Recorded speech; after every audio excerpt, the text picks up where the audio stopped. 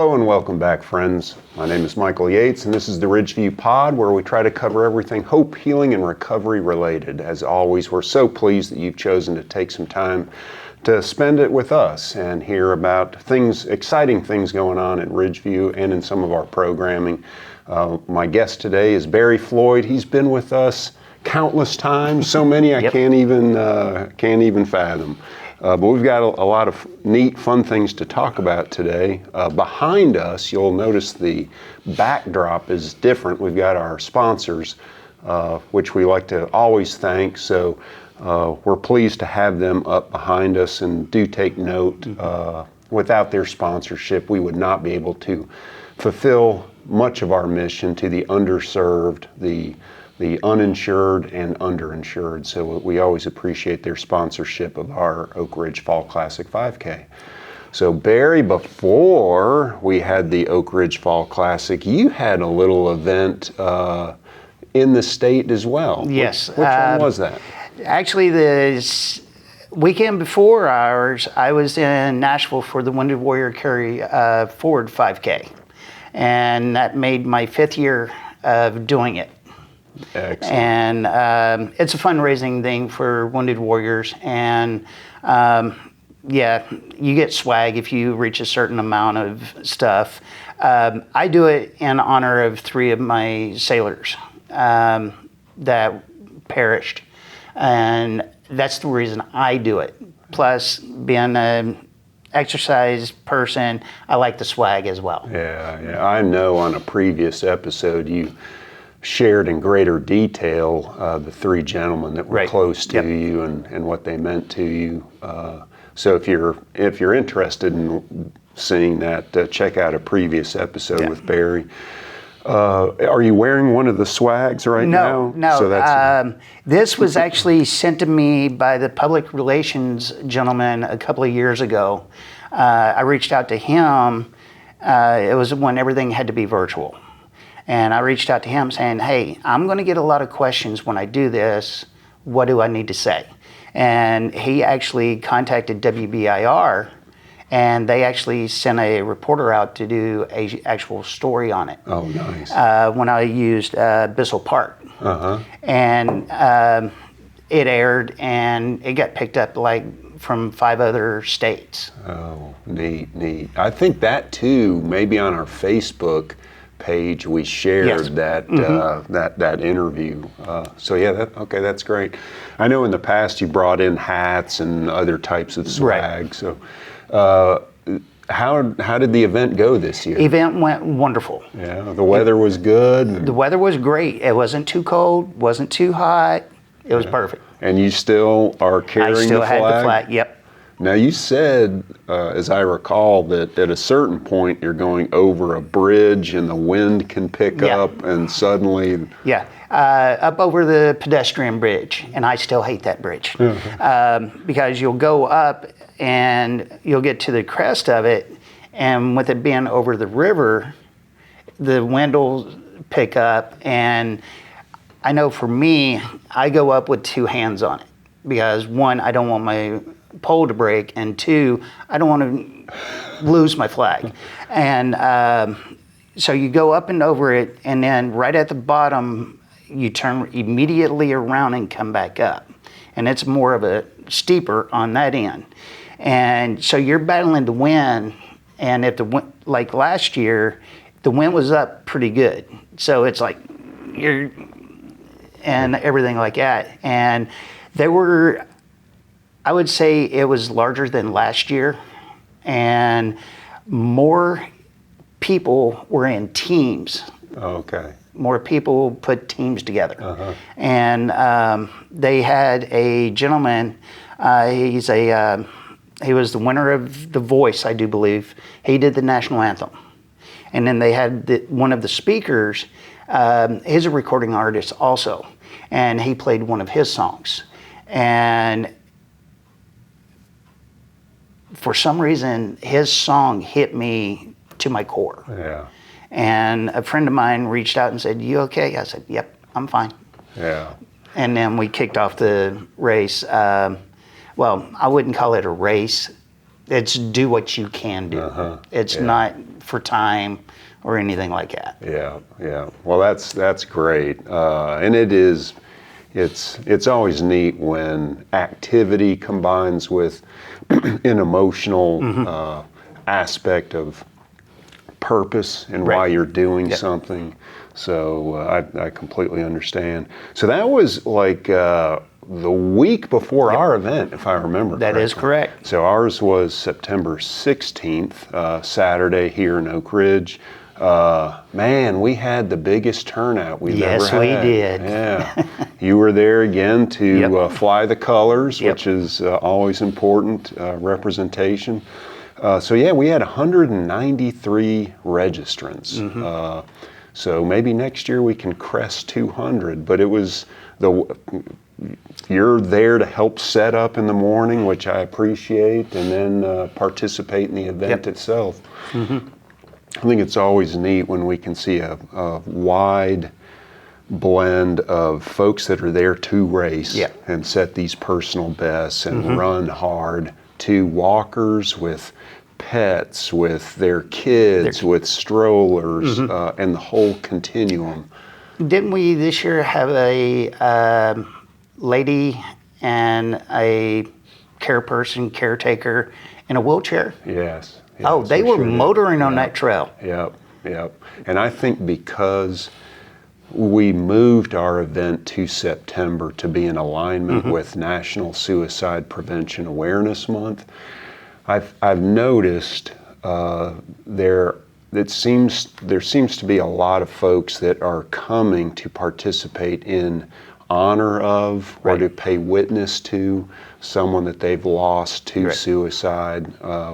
So many people's lives have been touched by suicide. So I think it's a neat opportunity again to combine activity with maybe a deeper witnessing of something to someone's life. Right, because I know yourself and myself, we've talked before, I've been impacted by it, you've been impacted by it, and you don't know in that situation if somebody's been impacted for it. They're there for the reason. They're not there just to be there.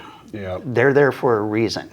And that's like with me, I got a 5K coming up in November, Salute to Veterans. I have that coming up.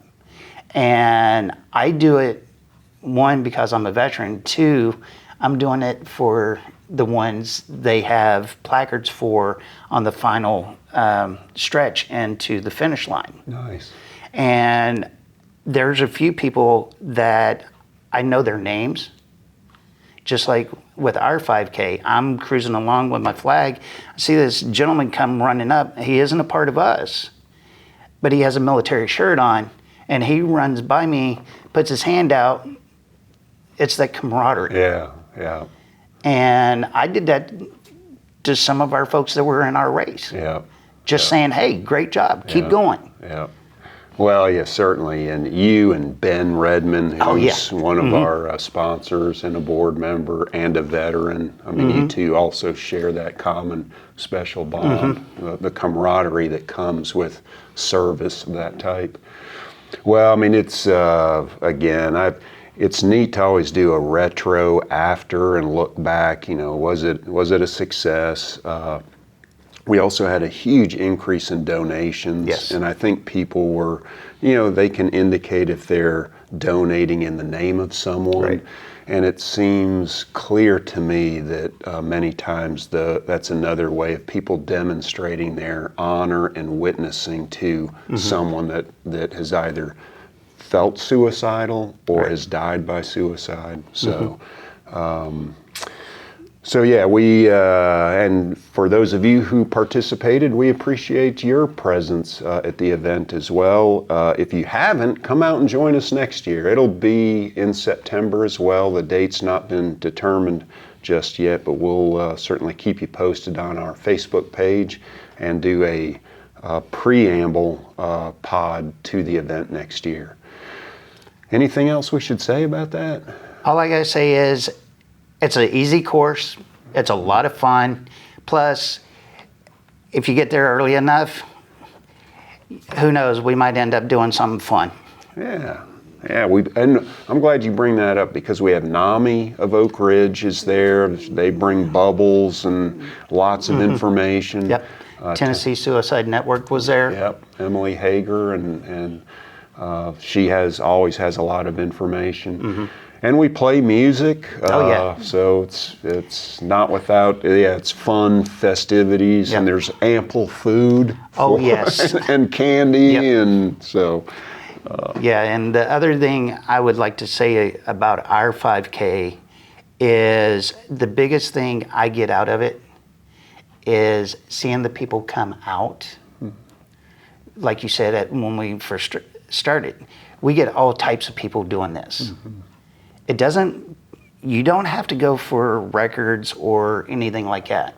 Just get out there and do it.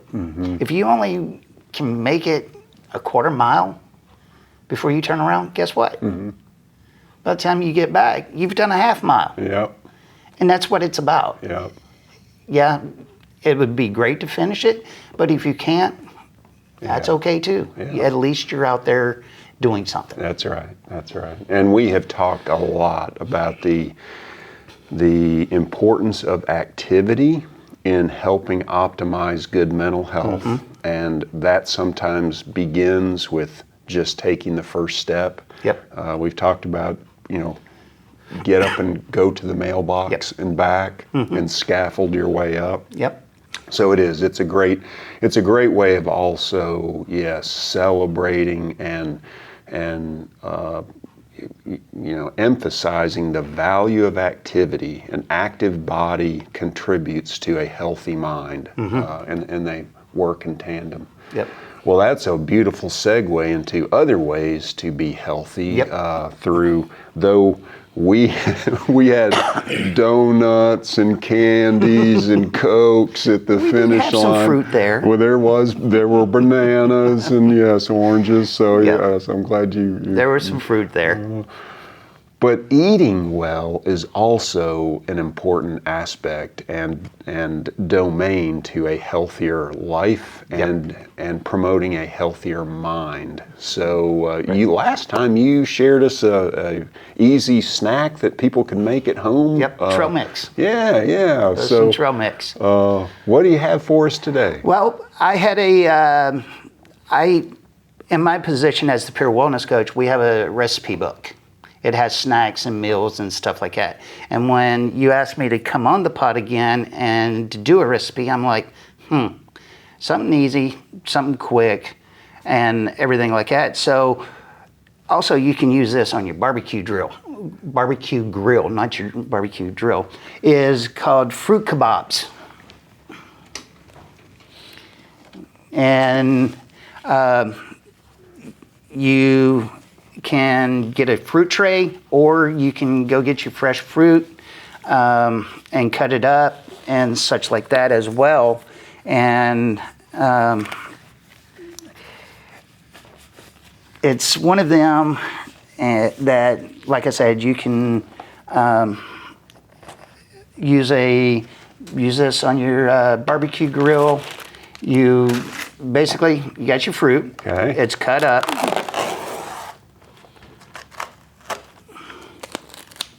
And if folks let's say they don't have the benefit of having a grill, is this something that could also be done in the oven? Or okay? Yep. Just put it on a pan. Okay. And just be mindful that you don't burn it. All right. Okay. So, and if you're doing wooden kebabs like this, I was looking for the metal, but I couldn't find the metal. Okay. So if you're using wooden, rub them back and forth together just in case they got splinters. Oh, okay, good idea. Just in case they have splinters. And then all you do, good tasting pineapple. My mouth's already starting to water. Let's go strawberry next. Then let's go some honeydew. So, and you could do this in any order that you want. Yep. Okay. Cantaloupe. And be careful when you're using these not to poke yourself, especially if you're doing the metal ones, because they keep the metal ones pretty sharp. Now, should you soak the wooden kebab sticks in water beforehand, or is there enough moisture in the fruit that it's enough moisture in here, and also it depends on how you're going to do them. Okay. If you're going to do them over a grill, I would recommend soaking them. Okay. If you're doing them in the oven, I would probably soak the end or wet the ends that's not got fruit on it. Gotcha. And if you're using apples, be double careful because apple's a little bit denser than the other stuff. So we got pineapple, strawberry, honeydew, cantaloupe, and an apple. Okay. Great. That looks like a Granny Smith apple.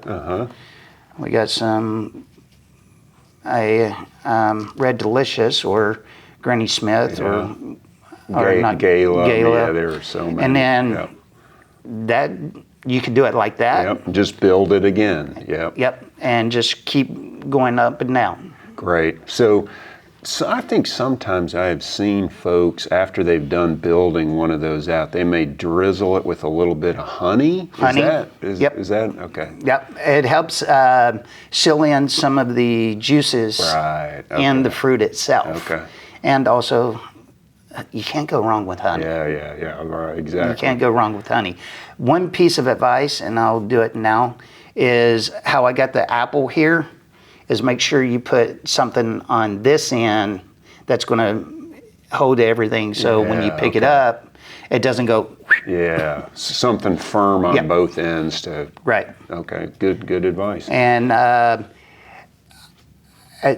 like I said, you can get a fruit tray or you can just get the fresh fruit yourself. Yeah.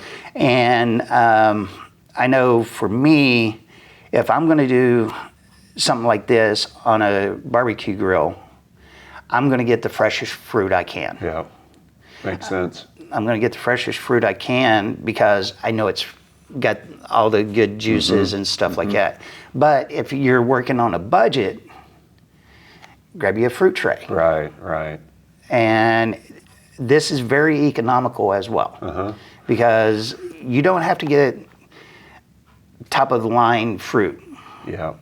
Plus, you can experiment with the types of fruits you want to use. Oh, that's a good idea. Yeah, play around with it. Play around with it because you can use blueberries, raspberries, like we have here, strawberries. Yeah. You can use all sorts of different fruits with it. And also, if you want to get rambunctious, put a chunk of meat. You can do meat with it too. Right. Even, I guess there's no reason you couldn't slide a pepper or and that's where I was headed, is you can actually do this with vegetables as well. All right. Well, it is fall. There's a lot of grilling going on out there. I love this suggestion, Barry. I think this aligns nicely with what our topic has been today. And you always bring in great ideas, so continue to do that. And now that my mouth is watering, let's go find a grill. Folks, thank you so much for tuning in. It's always a pleasure. If you have not subscribed, please do so. That way you'll get alerted to each and every episode when they're published. Ring the bell so that you receive the latest notification. And Barry, thank you again for coming in. Absolutely. It's always a pleasure to have you. Thank you. And thanks for spending time with us, folks. We'll see you next time. Bye-bye.